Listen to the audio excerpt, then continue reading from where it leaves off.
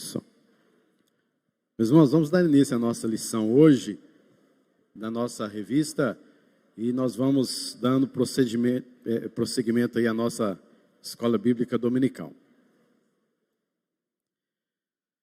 Meus irmãos, o tema da nossa revista, e hoje é a última lição, hoje nós vamos fazer um fechamento, da nossa lição. Então eu gostaria de estarmos aí mencionando nesse instante sobre a Bíblia que Jesus usava. Estamos estudando algumas questões acerca do Velho Testamento, trazendo uma junção naquilo que era a pedagogia de Jesus, o ensinamento do Senhor Jesus Cristo.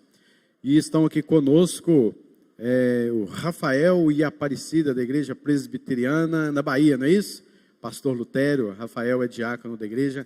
Que Deus abençoe, voltem aí sempre, outras vezes, uma bênção tê-los aqui conosco, viu? Outros irmãos que porventura estejam nos visitando também, que Deus esteja abençoando em nome de Jesus. Envie o nosso abraço, o pastor Lutério, toda a Igreja Presbiteriana, 12 de agosto, tá bom? Meus queridos, vamos encerrar então a lição, na nossa revista hoje. Vamos orar ao Senhor? Senhor, continue falando conosco, nos abençoa, nos aperfeiçoa, segundo a Tua doce palavra, para que possamos andar em conformidade com os desígnios do Senhor, aquilo que o Senhor determinou para aprendermos e para colocarmos em prática. Em nome de Jesus. Amém. Meus irmãos, a nossa revista, então, fazendo aqui todo um fechamento e logo em seguida quero entrar propriamente na lição. Quando a revista fala sobre a Bíblia que Jesus usava, a palavra Bíblia, ela não tem na Bíblia. Já viram isso? A palavra Bíblia é uma palavra grega que significa biblioteca. Então, se você tem uma biblioteca em sua casa, você tem Bíblias ou biblioteca. Mas o fato é que nós cremos na Bíblia sagrada, as Escrituras sagradas, inspiradas por Deus. O Espírito Santo iluminou homens santos para que escrevesse toda. E quando Jesus Cristo veio, se encarnou e ensinou aos seus ouvintes, aos judeus, aos apóstolos, mais tarde propriamente à igreja por meio dos apóstolos e dos discípulos, Jesus Cristo ele não veio trazer uma Bíblia nova, Jesus Cristo não veio trazer um livro novo, mas tudo que ele usou, tudo que ele ensinou, eram coisas exatamente acerca do Velho Testamento. Vários judeus que ouviam Jesus Cristo ensinar, eles ouviram coisas propriamente do Velho Testamento. Hoje, nos nossos dias, já ouvi, inclusive, já aqui em Aracaju, dizendo que o Velho Testamento ele deve ser rejeitado. Não precisamos pregar mais Velho Testamento, porque, na verdade, o Velho Testamento nos mostra um Deus juiz, um Deus vingador, sobre um povo chamado Israel. Então, para que estudar sobre Israel, um Deus vingador? Hoje nós estamos estudando o Novo Testamento, estamos estudando acerca da graça, é Jesus Cristo que amou, que perdoou, e que Ele vai voltar, e vai levar todo mundo com Ele. Então não precisamos nos ater ao Antigo Testamento. Isso é uma tremenda de uma mentira, e não somente uma mentira, uma tremenda heresia, como de fato destrói todos os argumentos, a gente fala argumentos arquitetônicos, do que é a palavra de Deus no Novo Testamento como um todo. Então, se você não entende o Velho Testamento, ou se você rejeita o Velho Testamento, logo, muitas coisas acerca do Novo Testamento você não vai entender mesmo. Uma delas é o próprio fato da encarnação de Cristo. Por que Jesus veio? Aí você começa a leitura em Gênesis, em Êxodo, Levítico, aí você vai perceber por que Jesus se encarnou. Por que Jesus curou um cego? Por que Jesus ensinou o que ensinou? Você volta para Gênesis, Êxodo, Levítico, Números, Velho Testamento, e você vai entender o que Jesus ensinou e por que Ele ensinou. E a pergunta, diante de nós que já estudamos todas estas 12 lições, é: do que se trata o Antigo Testamento? Do que se trata o Antigo Testamento? Nós poderíamos dar vários títulos, poderíamos falar diversas coisas, mas o fato é que o Velho Testamento, ele fala acerca de quem é Deus E quem é o homem? O que o homem fez que quebrou a aliança com Deus, a comunhão com Deus, e o que Deus fez para que esta aliança fosse renovada, restaurada, porque Deus amou e tinha aliança sobre este homem, que mais tarde se tornou um povo. Só que dentro deste processo de restauração de aliança, que demonstra o amor de Deus, que faz todo um projeto para demonstrar o amor de Deus e a obra de salvação, é demonstrado em processos durante todo o Antigo Testamento. Processos esses que nós chamamos de revelação progressiva. O que seria a revelação progressiva? Os irmãos concordam que hoje nós temos muito mais conhecimento acerca de Deus e da sua obra do que Adão? Os irmãos concordam com isso? Os irmãos concordam que nós temos muito mais conhecimento acerca de Deus, da sua obra, acerca da salvação do que Abraão? Concordam? E é verdade. Por que nós temos esse conhecimento maior? Porque esses personagens, eles estavam na história visualizando as coisas que aconteciam dentro daquela limitação. Por exemplo, Abraão, ele ofereceu Isaque, o seu filho, como um sacrifício. Mas hoje, nos nossos dias, diante do Novo Testamento e toda a sua história e aplicação, nós sabemos que aquele sacrifício era o sacrifício de Jesus, que veio morrer por nós, nos perdoar. Mas era apenas um símbolo, era apenas um tipo de Cristo que ainda não havia acontecido, que aconteceu na encarnação de Cristo e na sua vida, morte e ressurreição. Então nós temos hoje muito mais conhecimento do que propriamente os profetas maiores ou menores, porque inclusive Pedro fala que eles tinham desejo, alegria, eles tinham no seu coração o desejo de ver tudo aquilo que eles profetizaram se cumprindo. Então os profetas tinham esse desejo, eles não sabiam, por exemplo, assim, Isaías profetizou no ano 60, no ano 600 antes de Cristo, séculos antes de Cristo. Mas Isaías não sabia, assim, olha, daqui a 600 anos Jesus Cristo vai nascer. Eu não sabia disso, porque a contagem de anos foi depois, né? Mas então Isaías, ele profetizou e esperava que nos seus próprios dias tivesse a pessoa de Jesus sobre quem ele profetizou, mas ele não viu.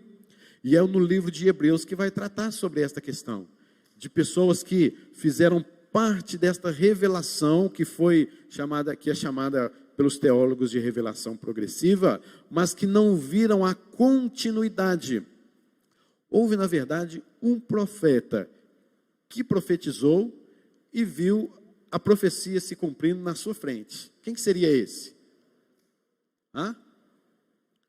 Um profeta que profetizou acerca do Messias que viria e viu o próprio Messias encarnado bem na sua frente.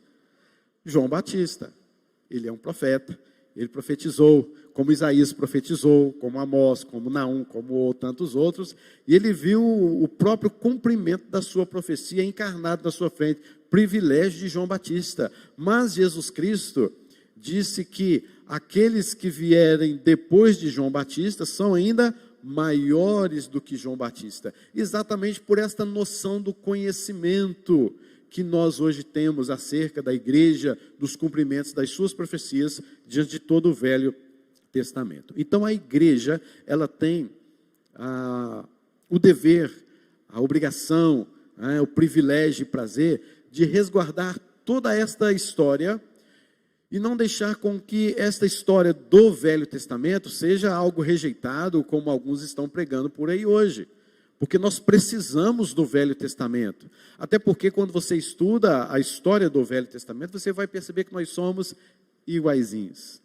O homem, por natureza, não tem diferença nenhuma. Nós somos iguaizinhos àquelas pessoas do povo de Israel, lá na época dos reis, dos juízes. Somos a mesma coisa por natureza. A visão ou a cosmovisão daquela época, de fato, era diferente da nossa, como era diferente há um século atrás, como era diferente há meio século atrás, talvez há 10 anos atrás.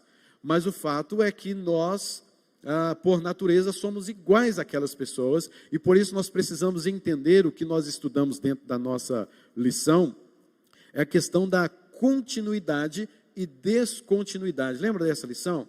É uma lição que nós poderíamos ter vários domingos e estudos para tratarmos somente sobre continuidade e descontinuidade do Antigo e Novo Testamento. O que seria essa continuidade e descontinuidade? No Velho Testamento, Deus implantou algumas coisas que logo em seguida, ou depois de algum tempo, cessou. Não havia mais necessidade de continuar fazendo aquelas coisas.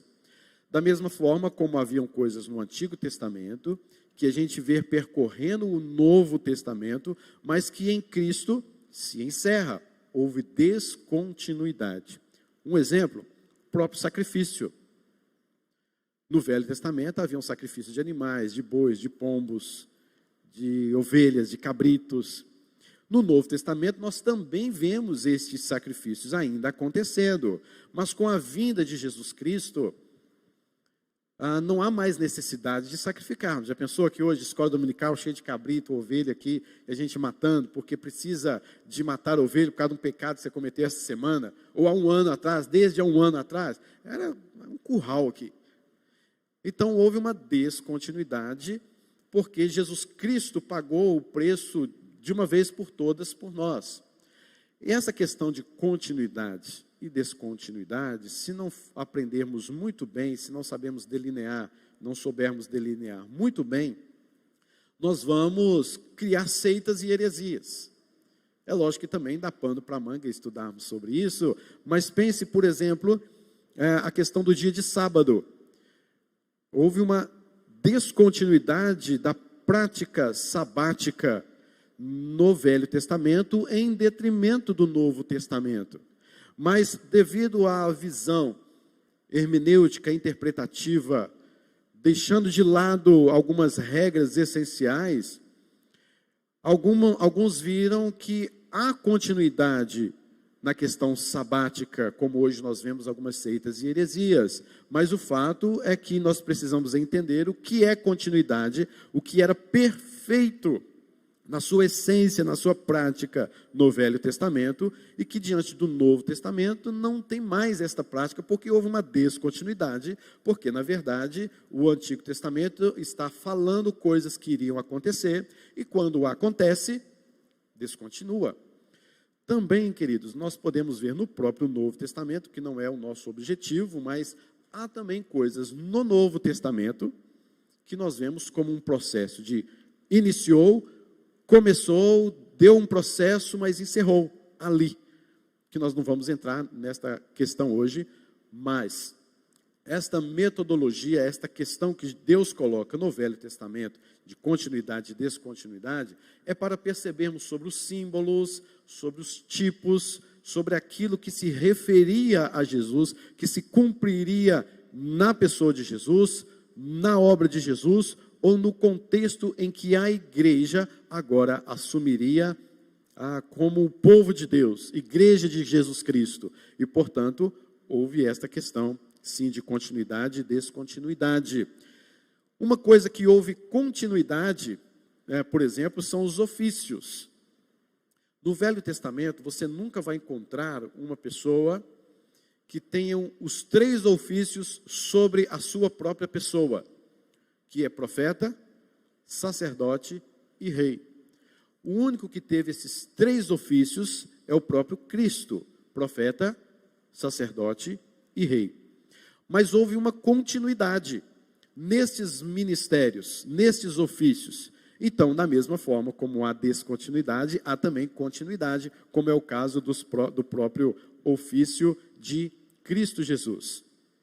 No Velho Testamento, nós vemos Deus trabalhando com um homem, Abraão, e essa promessa é feita a Abraão, que ele seria pai de uma grande nação, e esta nação é o povo de Israel, e Deus organiza esta nação, dando a constituição, que são os seus mandamentos, a lei de Deus em suas vidas. E eles deveriam, então, observar a constituição do seu país, da sua nação, e esta constituição era a própria palavra de Deus. Mas estes homens, esta nação, sempre se desviou do caminho do Senhor, e Jesus Cristo veio para salvar a sua nação. Hoje nós somos a nação, filhos de Abraão, somos filhos de Abraão, advindos desta promessa.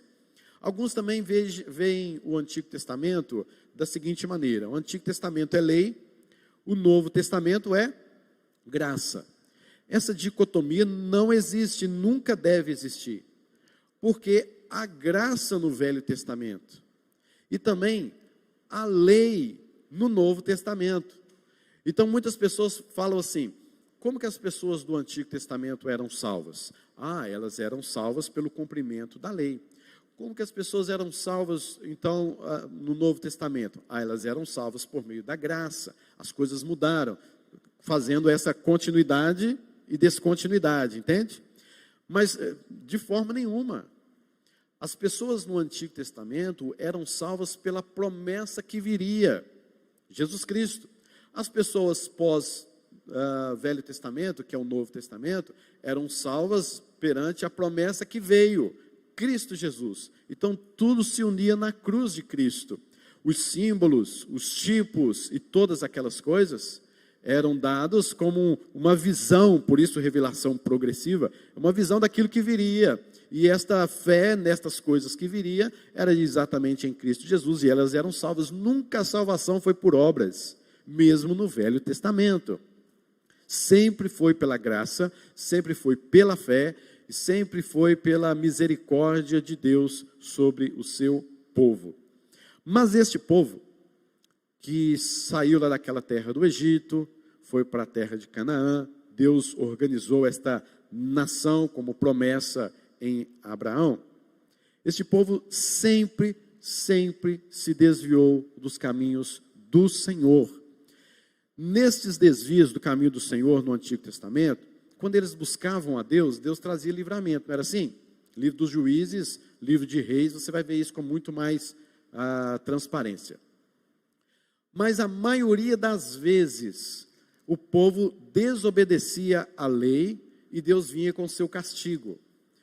Aí que entra então uma questão que nós vamos estudar aqui exatamente hoje, que é o fato de que como que Deus orientava este povo a voltar para a sua lei. Ora, eles tinham a lei, pessoas ensinaram a este povo a interpretar a lei, a praticar a lei, que é o caso de Moisés, que trouxe os 10 mandamentos.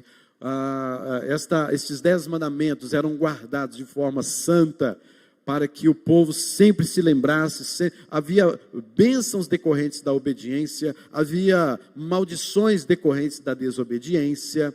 Então, estava tudo ali. Só que esse povo se desviava, esse povo esquecia, gerações se passaram sem conhecerem de fato o nome de Deus, sem terem tido contato com sacrifícios, por causa da desobediência. Mas o que vai fazer com que esta nação, este povo, se voltasse para Deus, para reobservar, para trazer de volta a lei e os desígnios de Deus? Aí foi onde Deus levantou um ofício, que é o chamado de ofício de profeta. Então Deus levantou os profetas. Mesmo nós vamos olhar um pouquinho as palavras aqui, porque senão não aguenta até o final, né?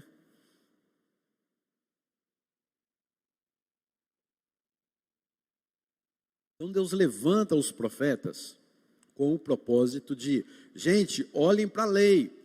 Lembram daquela lei que Deus deu há vários anos atrás, há centenas de anos, elas ainda valem para os nossos dias. A sua lei não caducou. Nós precisamos voltar. Vocês estão passando por maldições, por terra seca, por castigo. Vocês estão sendo levados para um cativeiro, vocês estão no cativeiro, vocês saíram do cativeiro, porque vocês desobedeceram aquilo que é essencial. Então os profetas nunca trouxeram algo novo para o povo, para a nação de Israel. O que eles trouxeram é exatamente o retorno à lei de Deus, o retorno à obediência à lei de Deus. Só que o coração duro daquele povo, de dura cerviz, Esse povo não abriu o coração facilmente, e até mesmo condenavam os profetas, até mesmo mataram os profetas. O próprio Cristo, mais à frente, né, ele vai falar, ó Jerusalém, que matou, né, os seus profetas. Jesus Cristo contou parábolas sobre o reino, onde dentro destas parábolas, Jesus Cristo contava e narrava sobre o fato da morte dos profetas, que o povo, a nação, os judeus mataram, porque não quiseram ouvir o retorno à lei. Então os profetas não trouxeram nada novo. Simplesmente, gente, voltem para a obediência a Deus. Vocês estão passando por isso, vão passar por isso, estão passando por isso, por causa da desobediência. E nós vamos terminar a nossa lição, diante de todo esse quadro, esse cenário do Velho Testamento, falando hoje sobre os profetas menores.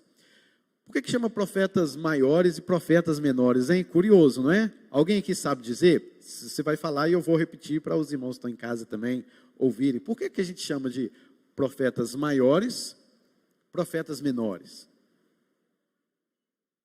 Por causa do... Isso. Isso mesmo, eu ouvi todo mundo. É exatamente por causa do número de palavras hebraicas que existem nos seus livros, nos seus escritos. Os profetas menores têm menos palavras hebraicas escritas. Então, profetas que têm um volume menor de coisas escritas. Profetas maiores porque têm um volume maior de escritas. É só isso. Só isso. Não é porque eles profetizaram mais, porque eles eram melhores, porque eles eram mais dono da situação, eles souberam, nada disso. É somente por causa do tamanho, o volume dos seus livros, dos seus escritos, ok? Então, os profetas maiores, nós já tivemos a lição no domingo anterior, e hoje nós vamos dar entrada, então, nos profetas menores, encerrando assim a nossa lição. Queridos, qual é, de fato, então, a função de um profeta? Seria como se o próprio Deus estivesse se encarnando nestes homens para falar acerca dele mesmo e da sua lei. Não era de fato isso que acontecia, mas Deus usava a boca desses homens para serem como atalaias, mensageiros, mas o povo não ouvia. Houve profetas com diferentes ministérios. Alguns tinham visão, visualizavam algumas coisas, algumas imagens estranhas, diferentes, que pregavam para o povo, mas o povo mais tarde ou mais cedo o entendia. Quando você olha, por exemplo, a visão de Ezequiel no capítulo de número 1, para eu que morei em Varginha, né, 8 anos, você lê Ezequiel capítulo de número 1, seria uma coisa assim, olha, está vendo? Os ETs existem, porque você vai perceber que parece mesmo, dentro da nossa visão, do que é extraterrestre, essas coisas, você vai lá, está aí na Bíblia, extraterrestre, uma nave, não sei o que, em prata, e descem homens e fazem homens e não sei o que, e igualzinho, né? Mas estas visões, todas elas, tinham um vínculo com alguma coisa, com algum detalhe, que nós, para entendermos estes detalhes de visões, precisamos mesmo estudar, principalmente a cultura judaica, o povo de Israel, a visão daquela época, a filosofia de vida daquela época, para entendermos alguns detalhes. Houve profetas que eram apenas profetas mensageiros. Eles não tinham muita visão, não aparecia assim, né, alguma coisa estupenda assim. Eles eram apenas mensageiros, eles eram tocados por Deus, levava a mensagem. Mas todos eles tinham tudo em comum, que é este trato de retorno para a lei. Quais são os... o André já saiu ali, deixa eu ver se eu passo aqui então. Está aqui. Eu vou passar aqui alguns slides para a gente começar. Quais são os profetas menores então? Vamos estudar os chamados profetas menores, que compreendem um conjunto de 12 livros do Velho Testamento, que são Oséias, Joel, Amós, Obadias, Jonas, Miqueias, Naum, Abacuque, Sofonias, Ageu, Zacarias e Malaquias. Deu 12, não é? 12 são os profetas menores, que escreveram pouco em relação aos outros, mas que tem uma profundidade tremenda. Eu quero dividir estes profetas em 4 partes. Dividindo estes profetas em 4 partes, nós vamos ter, obrigado, 3 conjuntos aí que nós vamos então tratar. O ponto de contato entre Oséias, Joel e Amós. Nós vamos dividir em 4 equipes e nessas 4 equipes nós temos 3 profetas: Oséias, Joel e Amós. Qual o ponto de contato que esses 3 profetas possuem? Eles foram profetas que atuaram em épocas marcadas por, veja só, por grande desinteresse espiritual e total comprometimento dos valores morais, éticos e sociais. Daí a importância e relevância da mensagem profética como tentativa de resgate desses valores perdidos. Vamos trazer então Oséias, Joel e Amós para profetizar nos nossos dias. O que os irmãos acham? Porque, queridos, você lê esses profetas, você fala, meu Deus, Oséias está aqui no Brasil.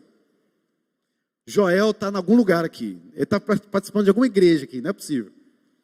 Estão muito próximos a nós o que eles pregaram. Desinteresse espiritual. O que os irmãos acham disso? Desinteresse espiritual. Total comprometimento no sentido defeituoso. Não é que eles tinham compromisso com os valores, né? Nós somos... Comprometimento no sentido de que estava ruim o negócio, né? Problemas morais, éticos e sociais. Agora, veja bem, uma dicotomia que nós fazemos, que eu nunca concordo, que eu não gosto, biblicamente falando, é claro, é que nós muitas vezes dissociamos a nossa vida moral, ética e social da vida espiritual. Nós temos a nossa vida cotidiana, normal e tudo mais, que às vezes você fala assim, está tudo bem, mas é a minha vida espiritual que está ruim. Uai, como assim? Se a sua vida espiritual está ruim, está em esfriamento espiritual, todas as suas áreas vão ser atingidas. Não existe, nós não somos seres humanos dicotômicos, tricotômicos e mais não sei quantos tômicos poderia dizer por aí afora. Nós somos um só. Então, não há como você dizer assim, minha vida moral não é muito boa não, e tal, mas eu estou bem com Deus. Como assim? Né? Minha vida social, meu relacionamento com a minha família, olha, está muito difícil, um amigo, etc. As questões da sociedade, eu não sou muito bem, mas minha vida espiritual com Deus está ótima. Não há esta possibilidade, queridos. A nossa vida espiritual abrange todas as áreas de sua vida. Eu não estou bem psicologicamente, mas a minha vida espiritual está ótima, ou vice-versa. Nós somos pessoas unitárias, então a gente tem que parar de ficar fazendo essas diferenciações. E o povo daquela época não dava esta importância à vida moral, muito menos ética, muito menos social, e houve o quê? Um esfriamento espiritual. E eu creio, quando você vai ler o livro de Oséias, Joel, Amós e outros mais, você vai perceber que a vida moral estava comprometida, e ética e social, exatamente por causa da vida espiritual com Deus. Quando você quebra ou se esfria espiritualmente falando, a sua vida moral está comprometida, a sua vida ética está comprometida, a sua vida social está comprometida. Então eles estavam infringindo a própria lei, porque na verdade havia lei moral, havia leis sociais, havia leis éticas, e quando se quebram estas leis, estavam quebrando propriamente a lei de Deus. Falando sobre Oséias, o nome Oséias significa salvação, que vem da mesma raiz Josué, que vem da mesma raiz Jesus. Então Oséias significa Jesus, significa salvação. Foi profeta em Israel. Lembrando aqui, fazendo um parênteses para entendermos melhor, há vários anos atrás, um rei chamado Roboão, ele dividiu o povo de Israel em Reino do Norte e Reino do Sul. Reino do Norte, a capital era Samaria. Reino do Sul, Judá, Jerusalém. E ele então fez essa divisão. E agora, este povo dividido, Deus levantou profetas, tanto em Israel, Reino do Norte, quanto no Reino do Sul, em Judá. E alguns desses profetas eram contemporâneos. E às vezes havia até mesmo dois profetas, basicamente na mesma época, em alguma região diferente do Reino do Norte, e em alguma região diferente na mesma época no Reino do Sul. E Oséias profetizou no ano 730 a.C. Dá para você assim pensar? Jesus Cristo nasceu, agora pensa 8 séculos mais ou menos assim antes, 730 foi quando Oséias profetizou. É conhecido como o profeta que tratou de forma especial o amor de Deus pelo seu povo. Deus ordenou, olha só, que Oséias tomasse uma mulher de prostituição, chamada Gomer, para exemplificar a mesma situação de infidelidade de Israel. O profeta viveu na pele a sua mensagem. Então, ele se casou com uma mulher tomada no meio da prostituição, chamada Gomer. Eles tiveram 3 filhos. Os 2 últimos filhos, Oséias nem sabia se era de fato dele, por causa da sua esposa prostituta. Mas este casamento foi feito para que exemplificasse o que estava acontecendo diante do povo. O povo era a prostituta, o povo era Gomer, era infiel, era a parte infiel que se estava idolatrando, se prostituindo, e Oséias era a figura do próprio Deus, que era a figura fiel. E Oséias teve que segurar as pontas, amar a sua esposa, amar ao ponto de se entregar por ela, para exemplificar a nação de Israel. Difícil, né? Deus usou pessoas, e essas pessoas às vezes fizeram coisas bem esquisitas, para que fosse chamada a sua atenção e retorno à lei. O tema-chave, a devoção do Senhor, é como a fidelidade no casamento, e a idolatria é como o próprio adultério.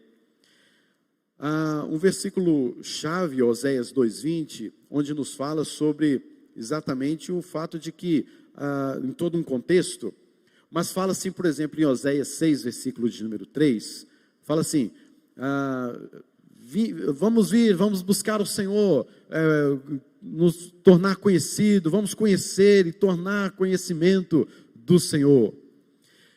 Isso era muito bonito. Conheçamos, prossigamos em conhecer o Senhor. Não é bonito isso? Pode servir até como tema para nós, não tem problema, né? Conheçamos e prossigamos em conhecer o Senhor. Bonito demais isso. O problema é que isso não estava no coração deles. Era só falsidade. Não era expressão de fato. Eles só falavam isso da boca para fora, porque não havia comprometimento moral, esfriamento espiritual, social, ético. Que hipocrisia é essa? Vem cá todo mundo, vamos agora a louvar o Senhor, vamos tornar o nome dele conhecido. Família desestruturada, problemas morais, infidelidade, idolatria. Então Deus reprova este povo através da vida de Oséias. Os judeus estavam preocupados nesta época em ser curados e não purificados. Eles queriam, queridos, que Deus consertasse as coisas, mas nunca chegaram com os seus corações quebrantados, curados de fato dos seus pecados. Eles queriam a fidelidade e não a santidade. Eles queriam uma mudança nas circunstâncias, mas não no caráter. Parece com a gente, não parece? Parece demais, gente. Você vai ler o livro de Oséias, você vai ver Oséias aqui participando com a gente. Oséias está no nosso meio, né? Mas vamos para outro, porque essa conversa não está muito boa não, né? Falando desses pecados assim, que a gente comete, parece muito com aquela época. Mas vamos para Joel, vamos ver se melhora alguma coisa? Então está aí, Joel, cujo nome significa o Senhor é Deus. Foi profeta em Judá por volta do ano 825. Então veja só, Oséias foi profeta em Israel, que é o reino do norte.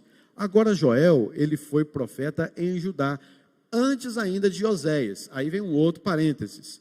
A Bíblia, muitas coisas dentro da Bíblia, ela não está no sentido cronológico. Você vê mesmo Joel, que veio antes de Oséias, né? Quase um século aí antes mesmo de Oséias. Mas há todo um estudo e procedimento aqui por causa dessa ordem, para que nós entendamos melhor esta ordem do cânon hebraico, judaico, etc. Mas foi em 825, conhecido como profeta, que falou sobre o dia do Senhor, momento do julgamento de Deus. Então Joel sempre bateu na tecla sobre a questão de o dia do Senhor. E este profeta menciona um juízo futuro apresentado como um grande e terrível dia do Senhor, onde Deus julgará todas as nações da terra no local chamado de Armagedon, ou Vale de Josafá. Queridos, os profetas, eles tinham alguns gêneros literários, que você vê aí na sua própria lição, na sua própria revista, que, em primeiro lugar, eram discursos de condenação. Ou seja, se você não fizer isso, Deus vai condenar, Deus vai matar, Deus vai levar você para um cativeiro, Deus vai ordenar a sua destruição. Era um discurso de condenação. Também havia um discurso de ação, da justiça social, ou da ação social, com base na aliança. Então Deus olhava a aliança, Deus olhava para o povo, e Deus dizia: eu preciso de trazer justiça a este povo. E o profeta era usado por Deus para falar acerca dessa justiça, diante da aliança não cumprida pelo povo.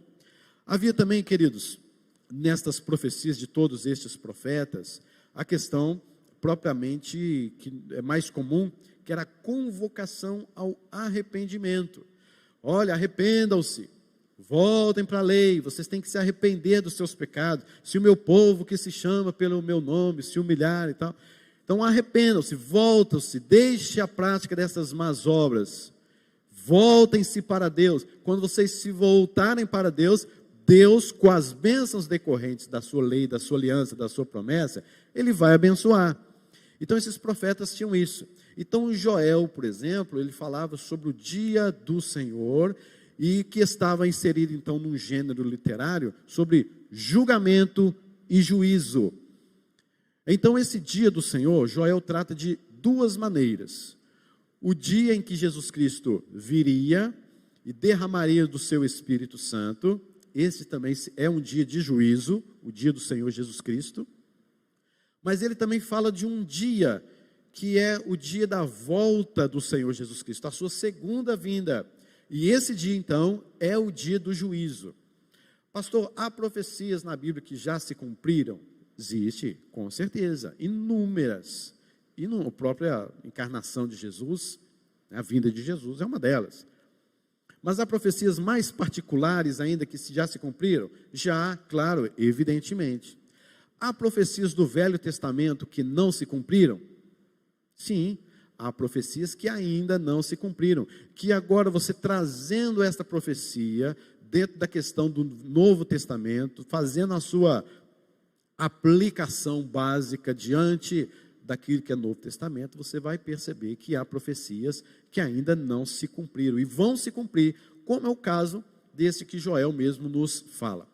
Esta profecia de Joel, principalmente no capítulo de número 2, ela se cumpriu e continua se cumprindo no Novo Testamento. O próprio apóstolo Pedro, quando houve o derramamento do Espírito Santo de Deus, o próprio apóstolo Pedro toma a frente, sendo aqui entre nós hoje, o derramamento do Espírito, é o que o profeta Joel nos falou. Então eles tinham conhecimento das profecias, eles tinham conhecimento do Antigo Testamento. Então Pedro, ele traz a profecia de Joel e aplica naquele momento a profecia se cumprindo. E Joel fala então exatamente desses momentos do dia do Senhor. É o gênero literário dele, é onde ele quer focar. Sem dúvida, queridos, a igreja de hoje também precisa ser cheia do Espírito Santo de Deus. Joel profetizou sobre esse enchimento do Espírito Santo de Deus. Sem o ministério, Joel já falava isso lá atrás, Pedro falava isso, Paulo pregou sobre isso. Sem o ministério do Espírito Santo, os cristãos não podem testemunhar com eficácia. O Espírito Santo será derramado sobre vocês, vocês terão poder, pregarão o Evangelho em Samaria, Judeia, até os confins da terra. E esta profecia foi nos dada dizendo o seguinte: sem o Espírito Santo a igreja não prega, sem o enchimento do Espírito Santo a igreja não profetiza. Aí a nossa pergunta é: o que está nos faltando para que preguemos o Evangelho a toda criatura? A resposta nos é dada por Joel, a resposta nos é dada por Pedro, por Paulo. Falta de compromisso de buscar o enchimento do Espírito Santo. Uma igreja que não é missionária, falta de buscar o ministério do Espírito Santo. Uma igreja que não prega a palavra, ou que prega um monte de abobrinhas aí, etc., é falta do enchimento do Espírito Santo, queridos. Porque somente e através do enchimento do Espírito Santo, a igreja abre os seus olhos e ela vê que ela precisa pregar o Evangelho a toda criatura. E você, em particular, você tem se enchido do Espírito Santo? Boa pergunta, né? Sem o ministério do Espírito Santo, nós não podemos compreender as Escrituras. João 16, versículo 13, até mesmo o próprio Jesus Cristo nos fala que o Espírito Santo viria e nos daria compreensão de todas as coisas.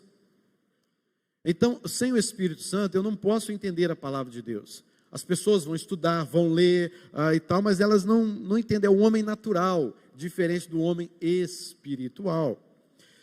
Enfim, sem o Espírito Santo nós não podemos glorificar a Cristo, nós nem podemos orar. Sem o Espírito Santo nós não podemos orar de acordo com a vontade de Deus, nem desenvolver um caráter cristão. O Espírito Santo e o enchimento do Espírito Santo é uma necessidade intrínseca na vida do cristão. Não há como você ser um cristão vazio do Espírito Santo, não existe isso. Ou você se enche e transborda do Espírito Santo, ou você se enche e transborda do Espírito Santo. Tem jeito. E é isso que Joel vem pregando para nós, porque esse dia do Senhor chegará, e portanto, até que esse dia chegue, nós precisamos de nos encher do Espírito Santo, para entender, compreender a palavra, a aliança, a lei, o julgamento. Onde é que Deus vai julgar? Quem Deus vai condenar? Como é que é essa justiça de Deus? Esse dia está chegando, eu preciso de compreender, então eu vou para a palavra, mas se eu não tiver o Espírito Santo, eu não vou entender. Então o Espírito Santo, enche-me, me dê temor, me dê sede da palavra que eu preciso de aprender. É isso que Joel está falando. Maravilhoso isso, né? Mas, o que o povo fazia? Nada. Joel foi rejeitado muitas vezes, porque ninguém queria, que nada. Eu tenho mais coisas, eu tenho meus compromissos, eu tenho que trabalhar, porque, né, eu tenho que fazer as coisas, eu tenho que não sei o que, negócio, a gente vai uma vez ou outra. Ô gente, parecido demais com a gente, né? Profeta Amós. Mas não, se, assim, eu falei hoje de manhã sobre predileção, que a gente não pode ter predileção, né? De jeito nenhum. Mas assim, sabe aquele profeta que você olha assim, esse sim, parece que escreveu hoje de manhã o seu livro, profeta Amós. Amós, cujo nome significa carregador de fardos. Foi profeta em Israel, agora Reino do Norte, por volta do ano 740. Quando coloca por volta do ano 740, você vai olhar assim, pastor, aqui na minha Bíblia, aqui no comentário, está dizendo que foi por volta do ano 720. Mas 720 não é por volta do ano 740, né? Então você nunca vai encontrar em livro nenhum dos 66 livros da Bíblia, você vai encontrar assim, este livro foi escrito no dia 19 de setembro de 823 antes de Cristo. Não há uma data fechada em nenhum livro, mas esse aí foi por volta de 740. Não era da linhagem sacerdotal, olha que interessante. Ele não tinha uma tradição profética na sua família, e a sua profissão era pecuarista e agricultor.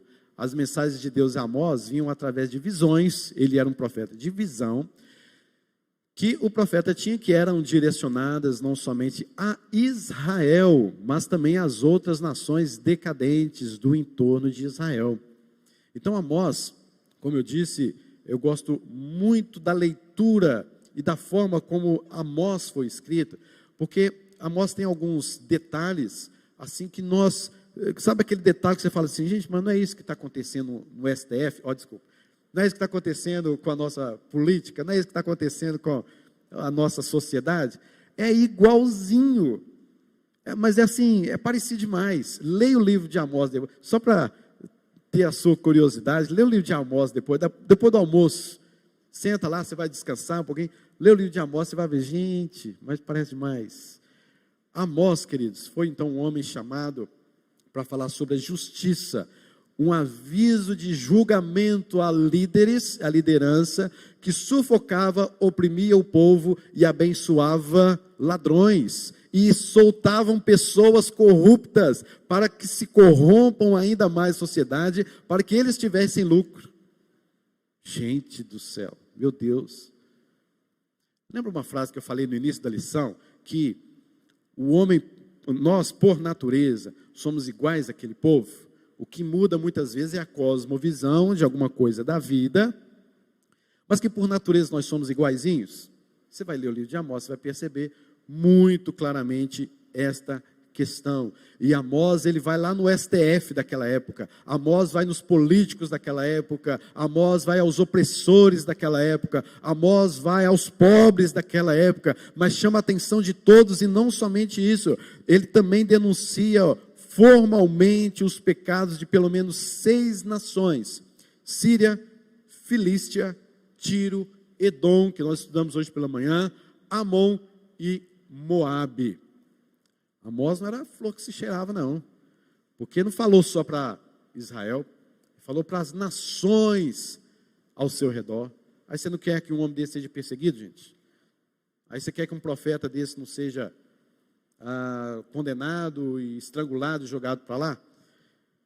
Então Amós, queridos, tem uma mensagem muito importante, muito interessante também, no que diz respeito aos nossos dias. A primeira mensagem dele foi de explicação, e nela Amós esclareceu 4 chamados divinos e anunciou que o julgamento de Israel era certo. Sua segunda mensagem concentrou-se numa acusação pela qual o profeta denunciou os pecados de Israel. E a última mensagem foi uma mensagem de lamentação, pois o profeta sentia a angústia do fim da sua nação.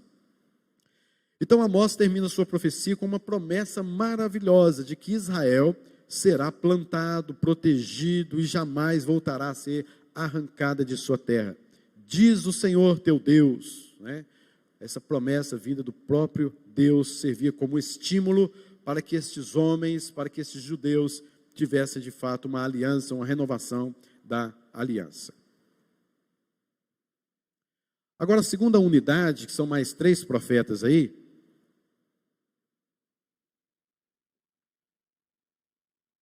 Obadias, Jonas, Miqueias, que diante de circunstâncias diferenciadas, foram portadores de uma palavra específica da parte de Deus, no sentido de atender às necessidades apresentadas pelo povo. Começando então com Obadias. Obadias significa servo do Senhor. Nome bonito, né? Você dá seu filho, meu filho vai nascer, quero chamá-lo de Obadias. Bonito, servo do Senhor. Foi profeta em Judá, reino do sul. Isso foi por volta do ano 586. Volta lá somente, né? 586, antes de Cristo. Foi chamado por Deus para profetizar o veredito de Deus contra Edom, os edomitas, filhos de Esaú.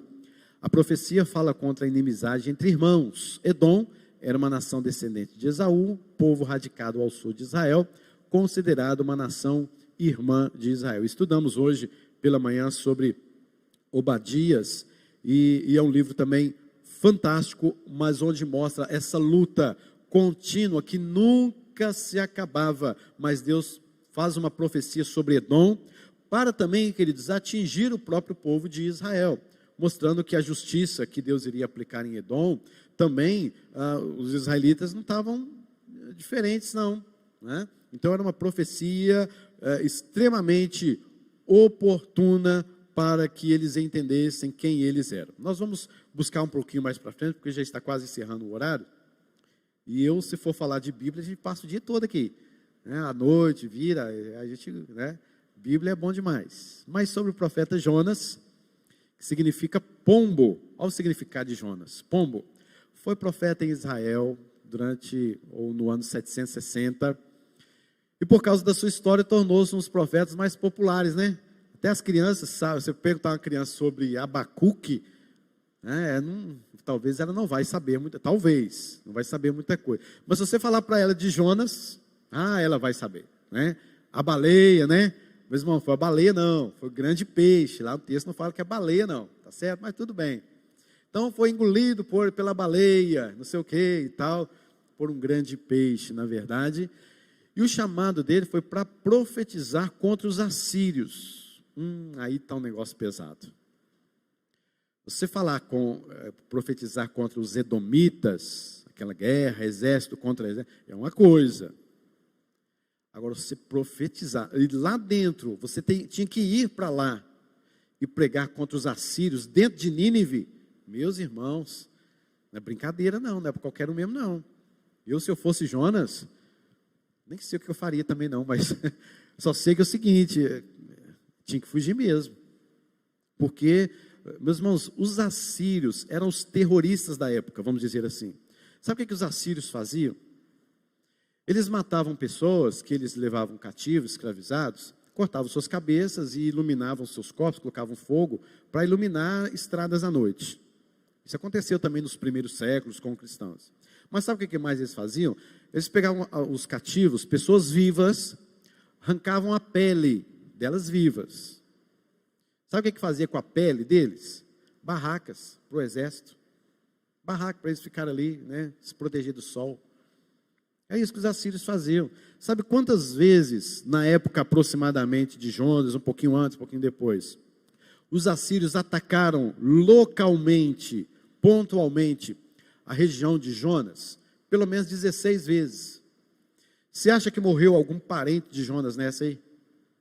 Você acha que morreu algum amigo de Jonas nessa aí? Aí Deus fala para Jonas, você vai pregar lá em Nínive. Meus irmãos, pelo amor de Deus, difícil demais. Aí a gente olha para Jonas, Jonas é um homem profeta desobediente. Vai você. Vai lá para você ver como é que é o negócio. Escondia lá no barco, lá, meu filho. Eu acho que lá no vento do peixe ele estava muito confortável, porque sair dali para ir para a Síria, não é fácil não, queridos. Então você vai perceber que ele mesmo fica invocado com Deus.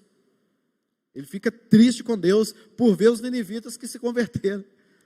Ele tem essa resistência toda, vai lá, passa pregando no meio da cidade, correndo no meio da cidade durante uns 3 dias. Ele prega, e ele quer pressa, ele quer ir embora, ele quer parar. Aí de repente, os ninivitas se convertem. Puxa vida, mas não é para converter não. Não é para vocês se converter não, gente. Eu só preguei essa mensagem para vocês, para falar da justiça de Deus. Agora vocês têm que converter. Ele fica irado com Deus. Deus, esse povo, não, Deus, não dá. O livro fala sobre a paciência de Deus com Jonas. O livro fala da misericórdia de Deus para com Jonas. O livro fala do poder de Deus por intermédio de Jonas. E o livro fala também sobre o ministério de Deus a Jonas. Se você for olhar, você não percebe simplesmente a figura simplesmente dos ninivitas, dos assírios, mas um trabalho de Deus com o coração do profeta. É um pouco diferente dos outros, onde o profeta trabalhava o povo. No livro de Jonas você vai perceber que Deus trabalhando através de um povo no coração de um profeta. Vamos mais para frente aqui. Miqueias, cujo nome é uma variação do nome Miguel, ou Micaías também, que significa quem é como Deus, foi profeta no sul, Judá, por volta do ano 730, foi contemporâneo dos profetas Isaías e Amós. Conhecido por bater muito duro contra um sistema religioso sem vida, também profetizou sobre o Messias e sobre o local do seu nascimento, falando propriamente da cidade, Miqueias falou da cidade onde Jesus Cristo iria nascer, Miqueias 5:2, e lá na frente, no Novo Testamento, nós vamos ver referência dos anjos e de alguns outros que falavam, lá em Belém mesmo, como diziam os profetas, ok? Sistema religioso sem vida. Dá para a gente ter uma noção? Sistema religioso sem vida. Parece muito também, Nós estamos vivendo muitos sistemas religiosos. Você já viu quantas religiões tem hoje, gente? São centenas inúmeras. E muitas delas, somos evangélicos, somos crentes, Senhor, a Bíblia, tal, mas é o quê? Sem vida. Não tem vida. Sistemas religiosos. Miqueias vai bater nesse ponto. Vocês são religiosos, vocês fazem tudo, vocês fazem sacrifício, vocês fazem não sei o quê, mas não tem vida com Deus. Terceira unidade, que é Naum, Abacuque e Sofonias, que também foram profetas durante um tempo de grandes dificuldades para o mundo, principalmente para as nações de Israel e Judá, promovidas por duas potências militares da época, Assíria e Babilônia. Quando falamos de Assíria e Babilônia, o que vem em nossa cabeça? O cativeiro. O cativeiro. O reino do norte foi levado em cativeiro para a Síria, o reino do sul foi levado em cativeiro pela Babilônia. Ok? Então a gente vai vendo aí rapidamente sobre esses três profetas. Profeta Naum significa consolo, foi profeta em Judá, reino do sul.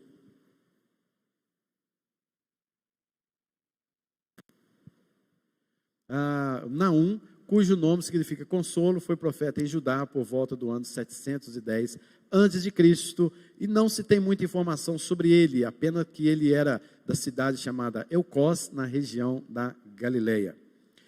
E esta profecia é uma sentença de Deus contra o opressor e sanguinário império assírio, a sua capital Nínive, ao mesmo tempo em que entrega uma mensagem de consolo em Judá. Meus irmãos, nós temos outros profetas aí a falar. Abacuque, difícil a situação de Abacuque.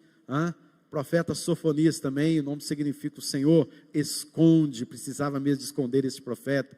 Temos aí o quarto ponto, que é Ageu, que significa alegre, festivo, foi o profeta pós-exílio.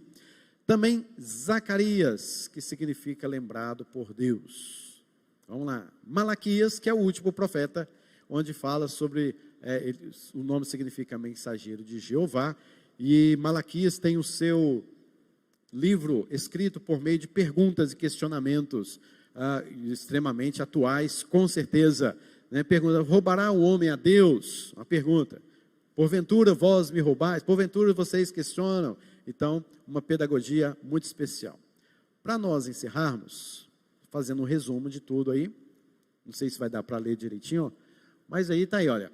Oséias profetizou no ano 750, Joel 835, e aí vem os temas.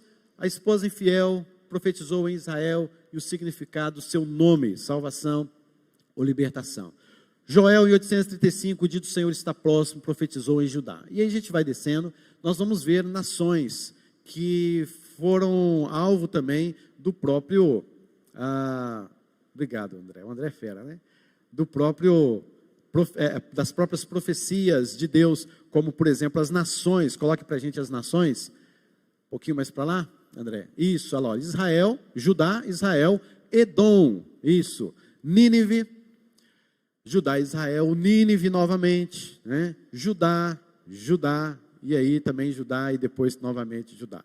E quando você vê Amós teve mais 6 nações ali também, que foi alvo da profecia do Senhor. Queridos, o que nós precisamos aprender e ser aplicação para nós, é que na verdade nós precisamos de abandonar tudo aquilo que era erro do passado, nos profetas menores, vivenciar uma vida especial com Deus, observando a sua lei, observando os seus mandamentos, que nunca foram extintos. Então os profetas vêm falando conosco a mesma coisa: voltem-se para a palavra de Deus. E ainda hoje devemos nos voltar para a palavra de Deus. Leia os profetas menores, é maravilhoso, é o do nosso tempo. Parece que você leu, está lendo o jornal que foi escrito nesta manhã, quando você lê esses profetas. Amém, queridos? Vamos encerrar então a nossa escola bíblica dominical, encerrando assim a nossa revista, Semana que vem teremos uma nova revista, novos temas aí para trabalharmos. Vamos orar ao Senhor.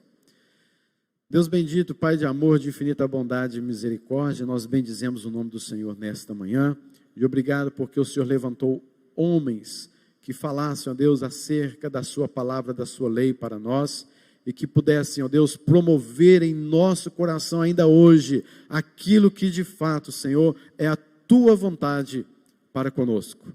Senhor Deus, nos auxilia, fortaleça-nos, enche-nos do teu Espírito Santo, para que possamos com alegria cumprir a vontade do Senhor, de conhecer de fato a tua vontade, conhecer de fato o que o Senhor requer de nós, para que possamos andar em novidade de vida, para que possamos andar de acordo com os planos do Senhor, e que não nos encontremos em pecados de ignorância, mas que os nossos pecados, identificados em nosso coração por meio do Teu Espírito Santo, possam ser confessados e possam, ó Deus, em nome de Jesus, ser retirados de nós e nós assim andarmos sempre em glorificação ao Teu nome. Abençoe o Teu povo em nome de Jesus. Amém.